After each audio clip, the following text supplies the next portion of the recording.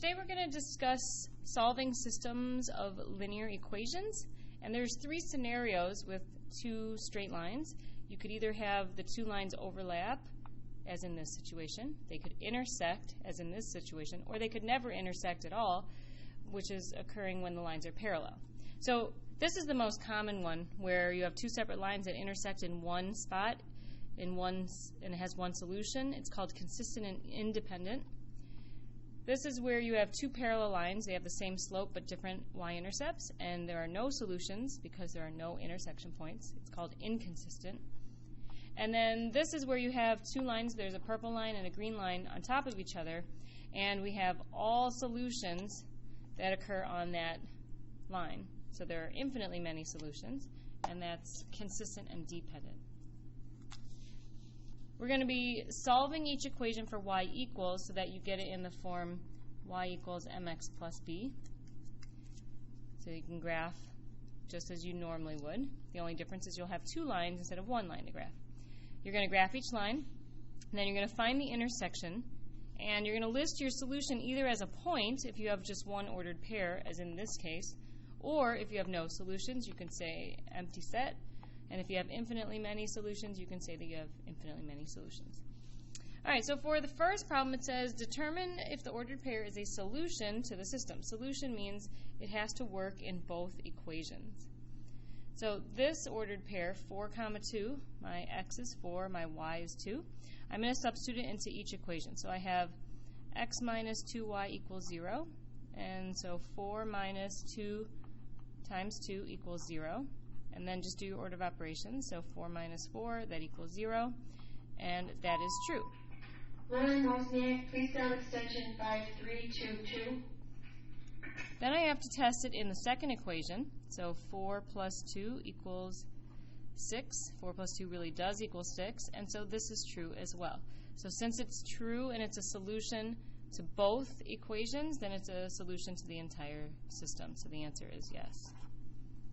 All right, for the second problem, I've got 0, 3. 0 is my x, and 3 is my y. So I'm looking at the first equation, 3x plus 4y equals 12. 3 times 0 plus 4 times 3. And I'm going to do 3 times 0 is 0 plus 12. 0 plus 12 does equal 12.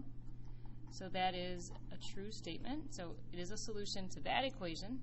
Now I'm going to check to see does it work in the second equation.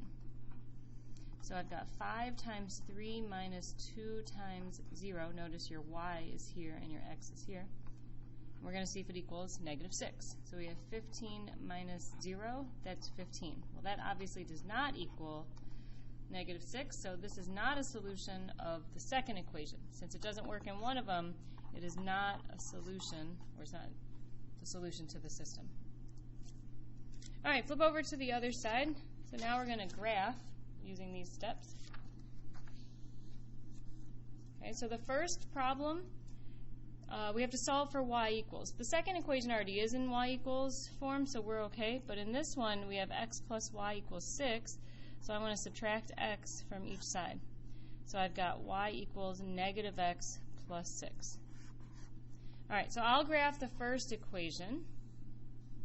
We have y equals negative x plus 6. So I'm going to start at my y-intercept of plus 6. My slope is down 1 over 1.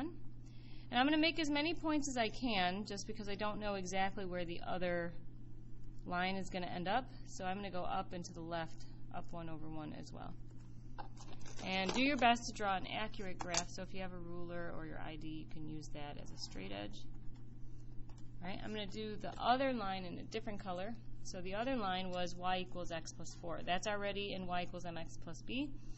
So I will start with my y-intercept at 4, and I'm going to go up 1 over 1. And I can already see where this intersects, so I don't have to draw as many points for this second line. All right, so now I'm going to look at where is my intersection.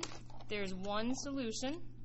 So this is your consistent and independent situation, and I need to list my answer as where the ordered pair is. So it's at 1, 1, 2, 3, 4, 5. If you want to, you can go back and check to make sure that this really does work. So that's my solution. I can check by taking my x and y and substituting it into my x plus y, so 1 plus 5, and see if that really does equal 6. So that works, and I could plug it into 5 equals 1 plus 4, and 5 does equal 5, so since it is a solution to both equations, then that really is the solution to my system. All right, I'm going to do the same thing with problem 4.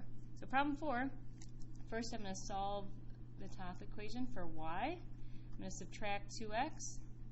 I have 3y equals negative 2x plus 12, and I'm going to divide everything by 3. So I have y equals negative 2/3 x plus 4. I'm going to graph that by starting at the y-intercept on the y-axis, and I'm going to go down 2 over 3. And I'm going to make as many points as I can, so I'm going to go up 2 and over 3 to the left. And then I'm going to use my ruler. So that's my first equation. My second equation is over here, so I'm going to subtract 2x on each side. And I have negative y equals negative 2x plus 4. And I'm going to divide everything by negative 1. And I have y equals positive 2x minus 4. So this time I'm going to start at negative 4. And I'm going to go up 2 over 1 until I get to an intersection point. And I'm going to draw in the line, and so I could find my solution. It's at 3, 2. So the final answer is 3, 2, but I'm just going to check just to make sure that I did find the correct solution. So I have 2 times 3 plus 3 times 2, and that should equal 12. So I have 6 plus 6, and that does equal 12, so I know for sure it's on the black line.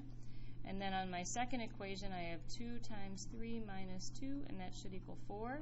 So 6 minus 2 really does equal 4, so that's on the green line. And since it's a solution to each equation individually, it's a solution for the entire system as a whole.